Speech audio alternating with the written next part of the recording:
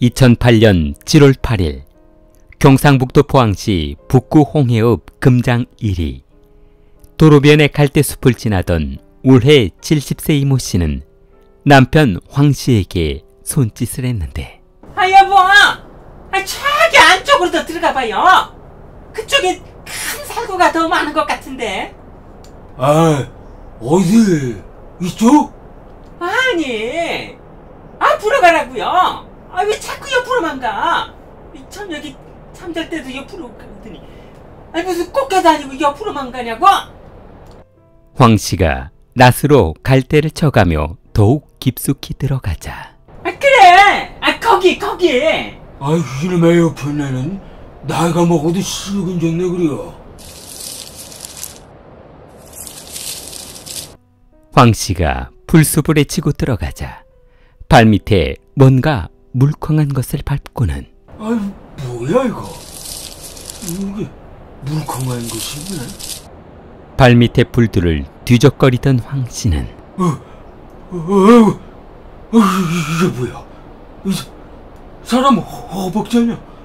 황 씨는 생각지도 못한 시신을 발견하자 등골이 오싹해져 낫을 집어 던지고 풀숲을 헤치고 달려나왔습니다. 숨을 헐떡이며 아내가 있는 도로변으로 달려온 황 씨는 전화기 줘봐. 거기 경찰서죠.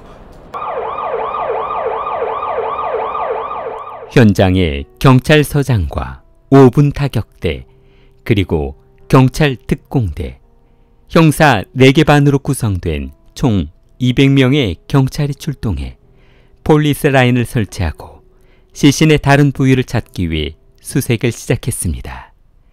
그러자 경찰은 수색 2시간 만에 시신의 오른팔을 찾아냈고 저녁 6시경 왼팔과 왼쪽 다리를 찾아냈습니다. 그러나 경찰은 새벽까지 시신의 다른 부위를 찾으려 노력했지만 고인의 머리와 몸통은 찾을 수 없었습니다. 시신이 발견된 시기가 7월이라서 한참 무더위로 부패가 심해 신원을 확인하기는커녕 형체를 알아볼 수 없을 정도로 심해 있었으며 들쥐나 야생동물들이 훼손한 흔적이 남아있어 확인이 불가했습니다. 머리와 몸통, 그리고 손가락에 지문이 있어야 정확한 신원을 파악할 수 있는데 신원을 확인할 만한 신체 부위가 보이지 않았습니다. 발견된 시신만으로는 고인이 여성이며 나이는 40에서 50대 정도 되는 것으로 추정될 뿐 다른 것은 아무것도 알아낼 수가 없었습니다. 그런데 시신을 한참 지켜보던 김 형사는 여기를 자세히 보면 아주 예리한 톱날 같은 것으로 절단한 것 같은데. 그럼 살인범이 고인의 신원을 파악하지 못하게 일부러 손가락을 잘랐다는 말씀인가요? 그렇다고 봐야지. 설마 그렇다고 지문이는 손가락 마디만 잘라냈을까요? 살인범들은 우리처럼 일반인들하고는 생각 자체가 다르기 때문에 항상 다른 방향으로도 수사를 해야 한단 말이야. 손가락도 못 찾았지, 머리도 못 찾았지. 이놈, 네가 아주 지능범이야. 경찰은 사건이 발생한 지 2주가 지났으나 추가로 발견된 것이 없자 수색 범위를 넓혀봤는데 여전히 아무것도 찾아낼 수 없었습니다. 그러던 어느 날 마을에서 꽃길을 조성한다며 인부들이 도로변을 정비하고 있었는데, 김씨! 그 아줌마들하고 그 농담 떠먹기만 하지 말고 그쪽에서 잡초들 제거하고 나면 이쪽으로 바로 와. 이 양반아, 내가 무슨 아줌마들하고 농담 따먹기를 했다고 그래. 아줌마들이 내가 마음에 드니까 말을 자꾸 거니까 대답을 해준 거지. 안 그래, 성미씨? 하여가 네가 하는 그래가지고 저거. 도로변을 정리하던 반장이 쓰레기들을 치우던 중 공사장에서 사용하는 자루를 보고, 이게 뭐야? 이거 이 쓰레기 이거 불법 투기 아니야? 이러니까 이거 국민 의식 이게 문제라니까. 반장은 낫을 들어올리며 자루를 찍어봤는데 아니 이게 뭔데 이 쓰레기를 이런 데다 버리고 난리야? 어?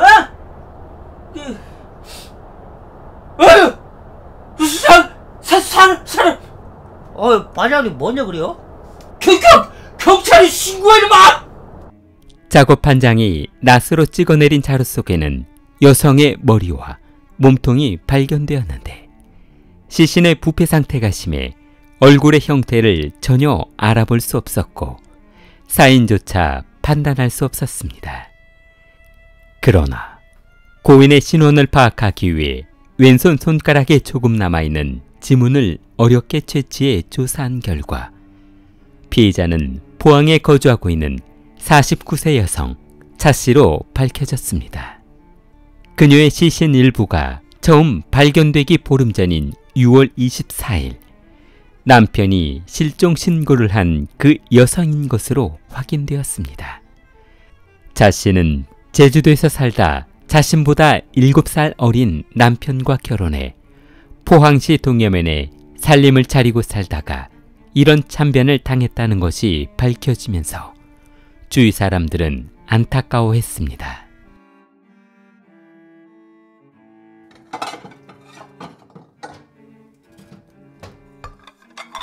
(6월 10일) 저녁 식사를 마친 부부는 식탁에서 반주를 하며 그날 있었던 스트레스를 털어놓았습니다.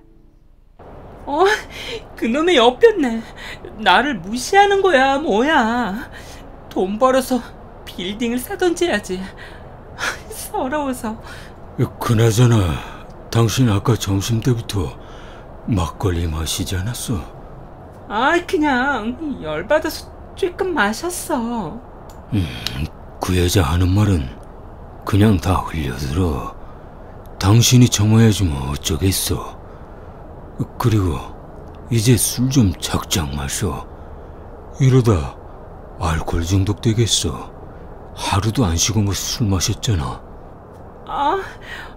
왜 또 짜증나게 그러는 거야. 내가 술 마시는데 뭐 보태준 거라도 있어? 나이도 한참 어린 게 어디서 훈계질이야. 그 참 말하는 싸가지하고는. 야, 너 뭐라고 했어? 거기 안 서? 나는 잠자러 들어갈 테니까 여기는 당신이 알아서 치워. 남편이 잠을 자러 들어가고 잠시 후 6월 11일 저녁 9시 5분 늦은 저녁 차씨의 핸드폰이 울렸습니다. 그래 성수가. 뭐라고? 알았어. 지금 가면 될 거 아니야. 기다려봐. 남편과 술을 마신 그녀는 그날 저녁 친구들의 전화를 받고 황급히 집을 나갔는데 택시! 손님 어디까지 모실까요? 아저씨, 시내에 있는 파라다이스 노래방으로 가주세요. 정성을 다하는 영모 택시를 이용해 주셔서 감사합니다. 빨리 출발하긴 해요. 택시기사는 뭔가 긴박한 시간에 쫓기는 듯한 그녀가 빨리 출발을 하자고 하자 말을 걸어보기도 전에 차를 몰았는데 목적지에 도착한 택시기사는 손님 도착했습니다. 그런데 그녀는 차에서 내리지 않고 눈치를 보고 있었는데 어머, 아저씨, 이거 죄송해서 어쩌죠? 왜요? 제가 서둘러서 나오느라 깜빡하고 지갑을 안 가져왔지 뭐예요. 제가 노래방에 들어가서 친구한테 빌려서 바로 갖다 드릴게요. 잠깐만 기다리실래요? 이거 참. 이거 알았습니다. 빨리 다녀오십시오. 젊은 양반이 정신을 어디서 해주고 다니는 거야? 아저씨, 미안해요. 최대한 빨리 갔다 올게요. 잠시 후 30분이 흘렀으나 그녀가 돌아오지 않자 이거 뭐야? 30분이나 나가는데 도대체 왜 안 나오는 거냐고? 아이고, 오늘 똥 밟은 거 아니야? 아이씨. 택시기사는 참지 못하고 그녀가 들어간 2층 노래방 계단을 올라갔는데 택시기사가 노래방 문을 열고 들어가자 어서 오세요. 혹시 조금 전에 들어온 여성분 어디로 가시나? 네? 여성분이라뇨. 조금 전에 아무도 안 들어왔는데요. 이 아줌마가 이거 무슨 소리 하는 거야? 내가 분명 여기로 올라가는 걸 봤는데. 택시기사는 노래방 사장의 말을 믿을 수 없어 방마다 뒤져봤으나 그녀를 찾을 수 없었습니다.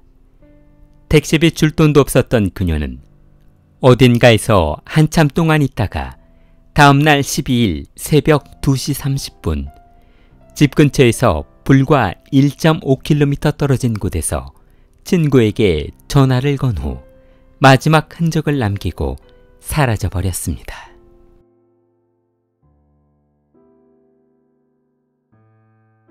(2008년 6월 24일) 집을 나간 지 이틀이 지나도 집에 돌아오지 않자 속이 상한 남편은 경찰에 신고를 했는데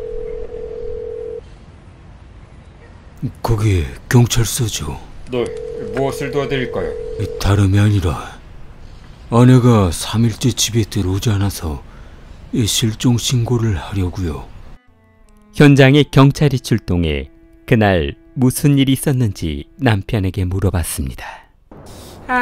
이거 그럼 어제 실종이 되신 건가요?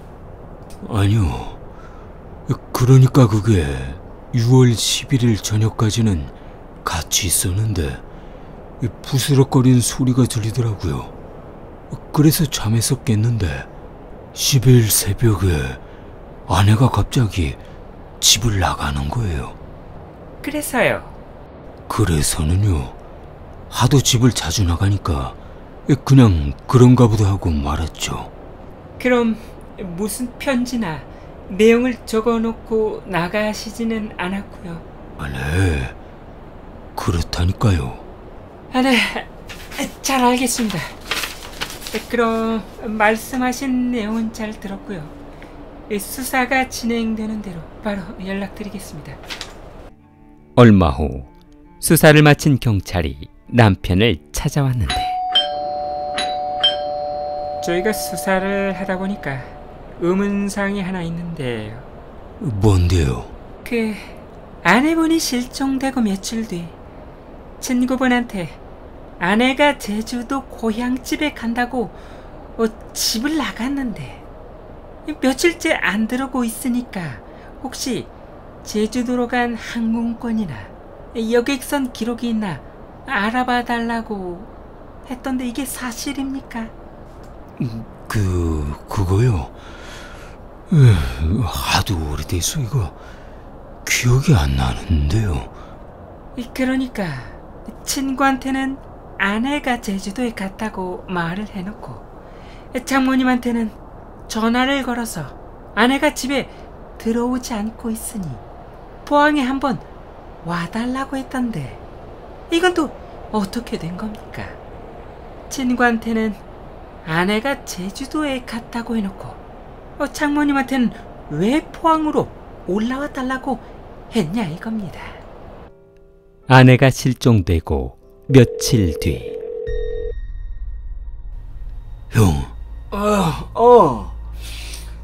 이 시간에 무슨 일이야? 거기 방 하나만 예약해줘. 입양하는 손님들 때문에 힘들 것 같은데. 이맘때 저 해병대 애들, 지원 애들 많이 들어오잖아. 왜 그러는데? 와이프도 아직 못 찾았다면서. 아니야, 그냥 아무것도 묻지 말고 방만 하나 예약해줘. 너 뭐 이상한 생각하고 그런 거 아니지? 그런 거 아니야. 선배는 그가 아내가 실종된 뒤 혹시 이상한 생각을 하는 것은 아닌지 걱정이 되었는데.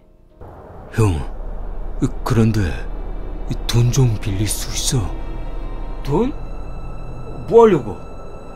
렌터카를 빌려야 하는데 내가 지금 가진 돈이 없어. 뭐라고? 아니, 차가 2대씩이나 있는 놈이 멀쩡한 차도 아니고 왜 렌터카를 쓴다고 그러는 거야? 2대 다 카센터에 수리를 맡겼어.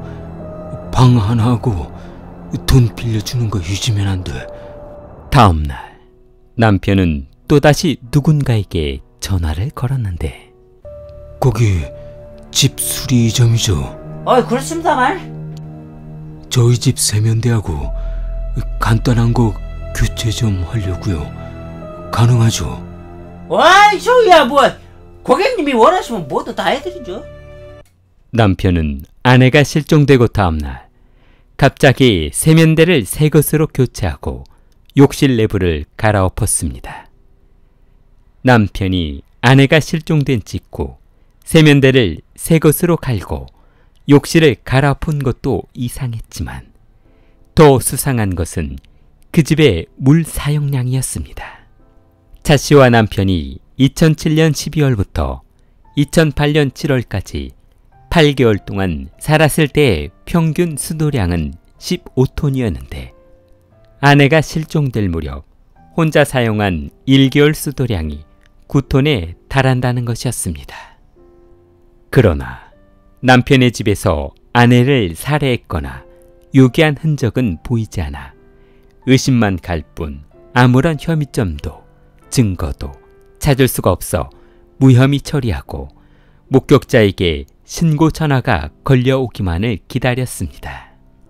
그러나 17년이 지난 지금도 범인은 잡히지 않았고 아무런 증거가 나오지 않아 답보 상태로 남아있으며 앞으로 현장에서 수거한 물건에 남아있을지 모르는 유전자를 검사해 수사를 진행하기로 했습니다. 경찰은 남편이 사건과 아주 연관이 많다는 심증은 가지만 물증이 없어 아무것도 못한 상태로 20년이라는 시간이 흘러버렸습니다. 길리를 사랑하는 마음을 좋아요와 구독으로 표현해보세요. 길리였습니다.